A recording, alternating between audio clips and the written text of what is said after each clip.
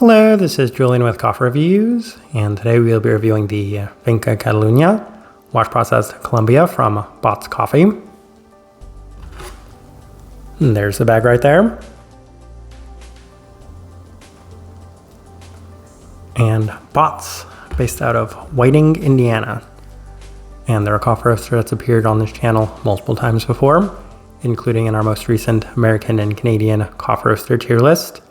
And in that tier list, I mentioned that we were working on a couple of Botz reviews to help us determine where we wanted to place them on that list. So this is the first of two coffees that we will be reviewing from Botz, as we did reach out to them asking for some suggestions. And this is the coffee that they did suggest to us. So we will see how it turned out. This right here is day 38.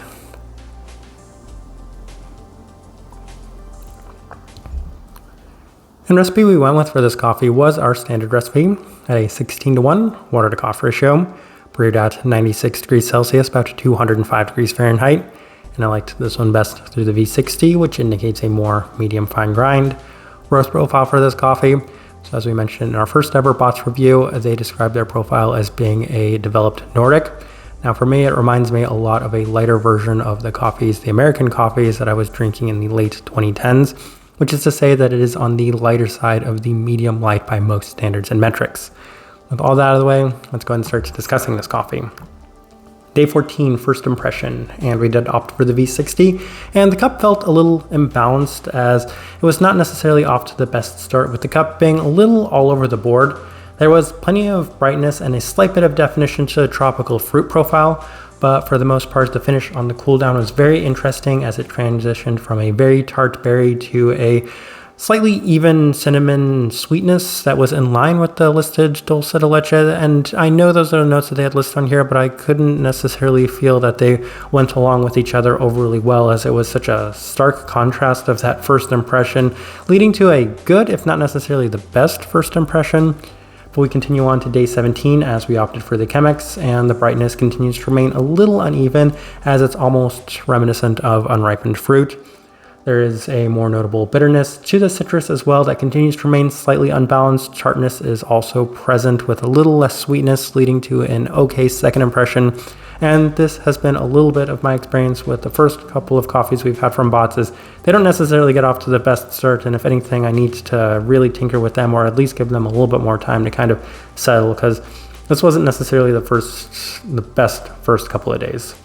Continue on to day 20 as we opted for the April brewer, and this was significantly better to this point as the entire cup felt significantly more balanced with a more even level of brightness, as the tropical fruits definitely felt a much better balance to them. The tartness is also balanced and defined, as the listed raspberry now felt much more apt with a heightened focus on those berry attributes.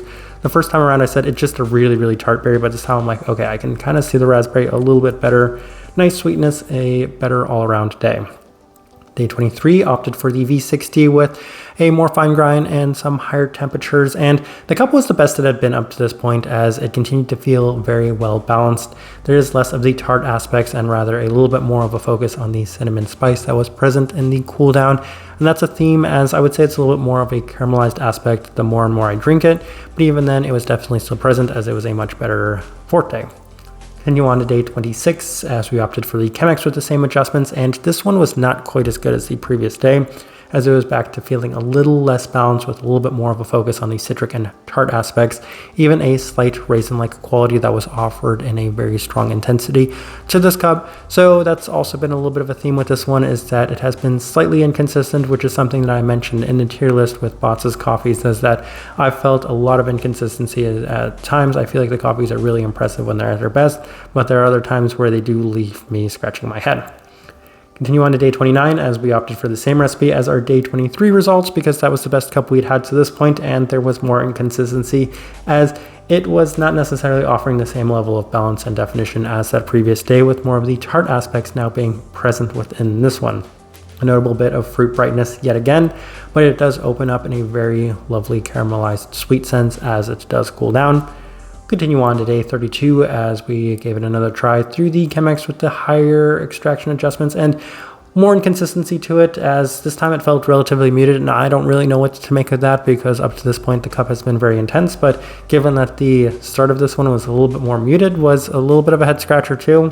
There's a lovely bit of decaramelized sweetness in the finish, which I have to say is the best part of this coffee. There was also less of the brightness as well, so this one was also weirdly, interestingly all over the board. We continue on to our final day, day 35, and we opted for the V60, and this was close to its best again, as there was an abundance of the tropical characteristics, including the listed passion fruit aspect. Bright and tart with a lingering, lasting caramelized sweetness. Yet again, a good day. Here on day 38, I brewed it the exact same way, and it's pretty similar, but I feel like I really struggled to get the same cup of coffee twice with this one specifically. All right, let's go ahead and put up the tasting wheel so you can see what we're getting. And we have quite a few level 4s, so let's go through those. And we'll start with the cleanliness level 4. So yeah, this one does have a very strong Colombian intensity to it, and I feel like maybe that could be enough for some people to say this isn't quite as clean as I would necessarily like, as it definitely doesn't have enough of the more developed, the more processed characteristics of Colombian coffees, but it does have that level of intensity, which I think can slightly take away from the cleanliness. Maybe on the lower side of level 4, but I still feel like it's justified there because it's not really hindered by a lot of the characteristics that could take away from the cleanliness, the clarity. So it's at the level 4, if maybe it just barely makes it there to that level 4. Finish, level 4. Honestly, higher side of level 4. This one definitely has a lot of intensity to it, as I just drank that cup, and I'm definitely going to be feeling this one for a little bit too, as it's maybe on the higher side of level 4, and maybe some people could even push this to a level 5, but it just has a little bit of those lingering tart aspects to it. But at the same time, it does have that caramelized attribute, which was my favorite part of this coffee. Though right now, if I'm being completely honest, all I'm tasting is the tartness, which leads a little bit more to that inconsistency, as at times I felt a little bit more of the caramelized aspect lingering in the finish. Sweetness level 4, yeah, this is a very sweet cup of coffee, and it's, I want to say, equal parts sweet and tart, though at times I feel like it skews a little bit more on the tart side of things, though when you're able to get more of these sweeter characteristics to it, the fruit sweetness as well as that caramelized sweetness, then it is a very enjoyable coffee. Acidity level 4, yeah, there's a lot of tropical fruit brightness that was present right from the start, and there's a lot of tartness to this one, so there's going to be a fair bit of acidity within it, and I feel like that was something to be expected right from the start, from that first impression of this one, that it was going to be a persistent quality in this one throughout. Berry fruit, level 4. So also one of the better qualities, even though it's very tart, I do have to say very, very tart for the berry attributes of this one. I feel like there's pretty nice definition to it. I think they have something specific like a raspberry macaroon, which I could see because it's slightly more sweet, but even then I feel like the tartness kind of dominates that. So a little bit more of a tart fruit. You could have put any of the more tart berries on there, specifically like a red currant, a cranberry, and I could see it. Though I feel like maybe a little bit more tart version of a raspberry seems more apt. Citrus fruit, level 4. Yeah, there's a lot of tropical citrus in this one, though I do have to say it's also maybe a little bit more on the unripened side of things. So I think they have a passion fruit, which also goes in line with the berry, I believe. That's where I decided to place it anyway, though for me, I want to say that the citric qualities are there in a little bit more of an uneven sense, as that's also been a consistent characteristic throughout. Caramel, level 4. Yeah, when I made this tasting wheel, there was so many of those caramelized attributes within this one, and I keep going back to it mostly because of just how much I enjoyed that within this coffee. Because I didn't really know what to make looking at the label and saying, these are the flavor notes that we're picking out from this coffee. Am I actually going to experience them? And yeah, you do. You experience them in notable abundance. But I think that dulce de leche, if maybe a little bit specific, it's prominent, at least in terms of just how much of that brown candy sweetness there is. There are times where you're drinking this coffee and you say, wow, it's void of all of the other things, the tartness, the brightness, and all you're getting is that specifically. And that's when I'm enjoying the coffee the most, though those moments are more fleeting and definitely a lot more present and prominent on the cool down. A couple of level 3s, actually just one level 3, body level 3. So yeah, it's a little bit more on the medium bodied side of things, so it does have at least a little bit of texture. Actually, there was one more, the spice quality, level 3, and could be a slight bit of a priming effect, as I did feel like there was a slight bit of a cinnamon quality to it, at least much more on the earlier days, though towards the end I was also feeling a little bit more of those attributes within this one. But yeah, that's about it. As I'm looking at this tasting wheel, I do think it's a pretty good representation of what I was getting from this coffee. Alright, so my overall thoughts and impressions of this coffee. This one does remind me of the first coffee that we've ever reviewed from Botz, as I feel like I went away with it with the exact same impression. At its very best, it's a very good coffee, but for the most part, I kind of struggled to get this one to be the same twice, and it was definitely a little bit more inconsistent, and I feel like it skewed in specific directions a lot of the time that weren't necessarily lending itself towards my own preferences. But I really want to focus on the days and times when it was really good, because it seemed to have really nice structure and was well defined. I think the bigger problem is it just wasn't that often that it did lend itself towards that.